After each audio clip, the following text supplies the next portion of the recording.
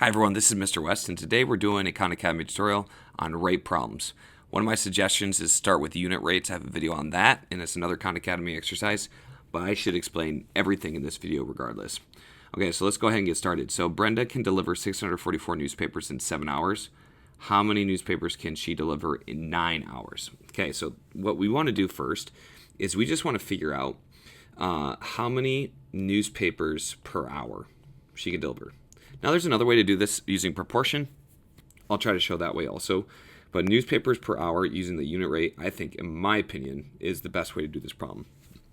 So what we're going to want to do is we want to do how many she can find out in 1 hour, or sorry, how many she can deliver in 1 hour. So we're just going to take this and we're going to divide. Now, you could use long division here for this problem. I'm just going to use the calculator for the sake of time. But just know that you can divide this. So if I divide 644 divided by 7, what I'm going to get, essentially this is what I'm doing, is I'm dividing by 7 to the top and bottom, and I get 92 over 1. That just tells me she can deliver 92 newspapers in 1 hour.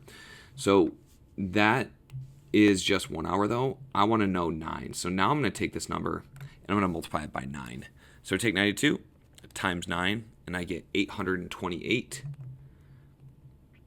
in 9 hours. Okay, so that's my answer, 828 in 9 hours. And that's all there is to it. So you're going to find the unit rate by dividing 644 divided by 7, and then you multiply that by 9 because you want 9 instead of, oops, I forgot the 8, instead of just 1. And there's your answer. Okay. I'm going to try to show you another way too. So at the market, 8 batteries cost $10. How much do 6 batteries cost? So I already mentioned that you can do it this way, where we want dollars per battery, right? That's our goal. Okay, and we know that that's $10 per 8 batteries. It's called BATT. Now, we could also do this instead of per proportion. We can set it equal to how much it would be for 6 batteries and leave it as a variable in the top. Let's call it X. So this is another way you can do it, because this needs to be true, right? The cost doesn't change per battery. So if we set 10 over 8 equal to the unknown cost over 6, it will also give us a correct answer. And the best way to handle this type of problem is using the solution method for proportion, which is cross multiplying. That's my favorite method for this. And what that means is I'm going to multiply this. Let me change the colors actually.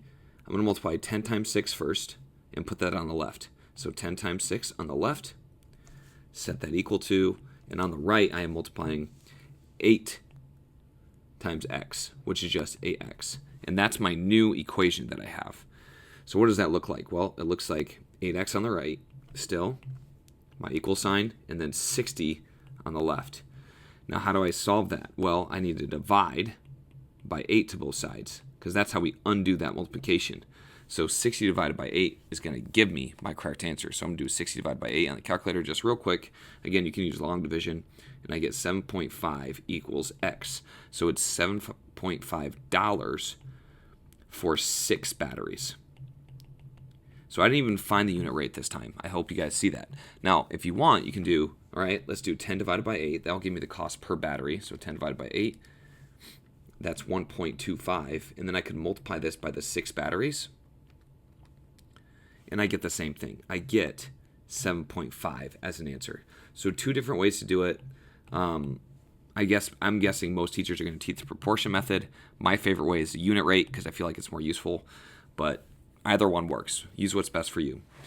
Bill can hit a bucket of 323 golf balls in 17 hours. Oh my goodness. How many golf balls can Bill hit in 23 hours?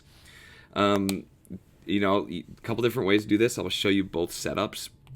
Okay, so we have 3, 2, 3 in 17 hours, okay, equals our unknown value, X, okay, that's the number of golf balls I can hit in 23 hours.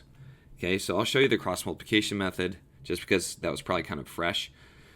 Okay, so there's that way and then this way. So I'm going to do 3, 2, 3 times 23 first.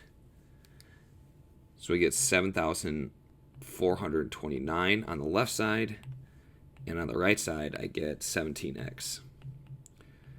What I have to do is I have to divide by 17 to both sides to get x by itself. So divide by 17, and I get 437. We can kind of self-check this answer. So my number's got to be bigger than 323 because I'm spending more time. So 437 is bigger than 323. That's a good sign that I got it correct. So 437, and I'm done. All right, last one. Ooh, currency. This is actually pretty important. So we have 8 euros. I forget what the euro looks like. I think it's like this, something like that, per $11. Sorry, call me an ignorant American, but I think it's, let me try one more time.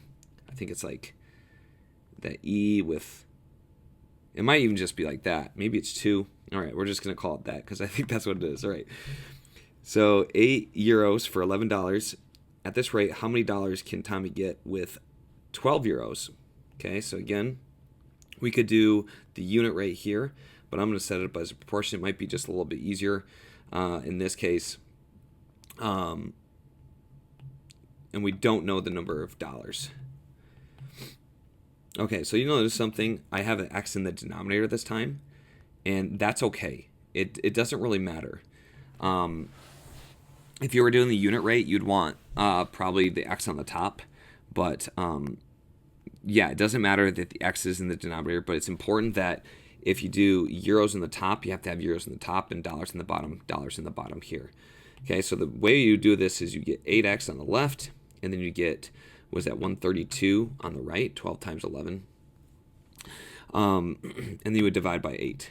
So it would be 132 divided by 8, and that's going to give us our answer, 132 divided by 8, which is 16.5. I can show you the unit rate method real quick.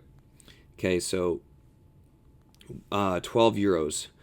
We'd want to find if we want dollars per euro, dollars per euro, we'd want to do this differently. Okay, so I set it up a little bit differently because it says how many dollars can you get with 12 euros. So we'd want dollars per euro. We'd want 11 divided by 8 here. So 11 divided by 8, and that's 1.375 dollars per 1 euro. Yeah, I think it's just one line. And then I would multiply that by the number of euros, which is 12. Give me a second.